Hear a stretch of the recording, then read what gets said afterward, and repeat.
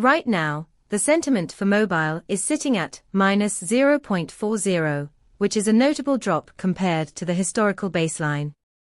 This negative sentiment, paired with a solid momentum score of plus 0.35, suggests that while interest in mobile is increasing, the overall perception is declining sharply.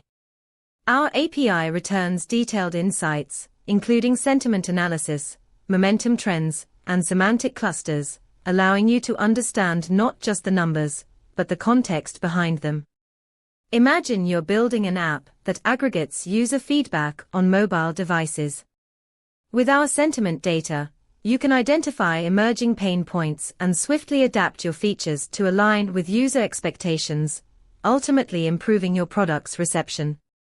Get started by visiting pulsebit.lojenterprise.com/docs. Start leveraging sentiment insights today.